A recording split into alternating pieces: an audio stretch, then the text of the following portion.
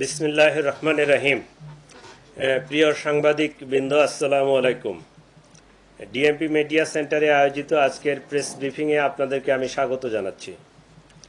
আপনারা জানেন, কার্যক্রম নিষিদ্ধ আওয়ামী লীগ ও এর অঙ্গ সংগঠনের নেতা কর্মীরা সম্প্রতি রাজধানীর বিভিন্ন স্থানে জড়ো হয়ে ঝটিকা মিছিল আয়োজনের মাধ্যমে আইন শৃঙ্খলা বিনষ্ট করে জনমনে আতঙ্ক সৃষ্টির পায়তারা করছে। অদ্য 24 সেপ্টেম্বর 2025 রাজধানীর বিভিন্ন এলাকায় ঝটিকা মিছিলের চেষ্টা চালায়। এ সময় পুলিশের টহল টিম, ঢাকা মহানগরের গোয়েন্দা পুলিশের সদস্যরা এ প্রচেষ্টা নস্যাৎ করে দেয়। স্থানীয় জনসাধারণের সহায়তায় Bangladesh police, specially DMP police এবং আমাদের গোয়েন্দা পুলিশ এই সকল ঝটিকা মিছিল হতে আজকে এখন পর্যন্ত 244 জন 244 জনকে গ্রেফতার করা হয়।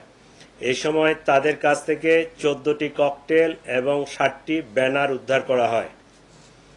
ডিএমপির ধারাবাহিক অভিযানে ইতিপূর্বে এই ধরনের মিছিল থেকে প্রায় 5 শতাধিক নেতাকর্মীকে গ্রেফতার করা হয়েছে এবং তাদের আইনের আওতায় আনা হয়েছে।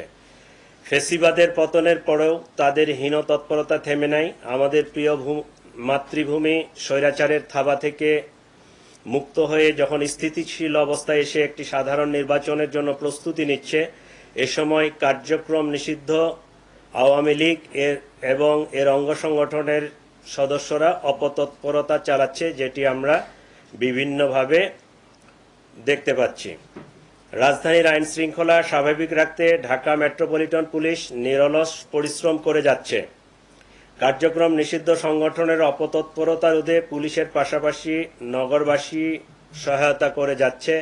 আমরা তাদের এই সহায়তাকে অ্যাপ্রিসিয়েট করি। আজকে তারা আমাদেরকে বেশ ভালোভাবে সহায়তা করেছে। এই সহায়তা যেন ভবিষ্যতেও অব্যাহত থাকে, এই জন্য আমি তাদেরকে আমাদের পক্ষ থেকে, ডিএমপি পুলিশের পক্ষ থেকে উদাত্ত আহ্বান জানাচ্ছি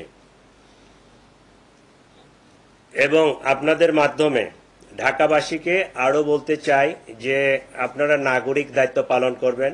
বিশেষ করে বিভিন্ন ফ্ল্যাটে, আবাসিক হোটেলগুলোতে, বিভিন্ন ছাত্রাবাসে এবং এই সমস্ত জায়গায় যদি কোনো নিষিদ্ধ সংগঠনের লোকজন থাকে, জমায়েত থাকে বা তারা কোনো অপতৎপরতা করে, তাহলে আমাদেরকে যদি আপনারা অগ্রিম জানাতে পারেন, তাহলে আমরা কিন্তু এটা আরও ইফেক্টিভলি মোকাবেলা করতে পারবো, তাদেরকে আইনের আওতায় নিয়ে আসতে পারবো। আপনাদের সকলকে ধন্যবাদ।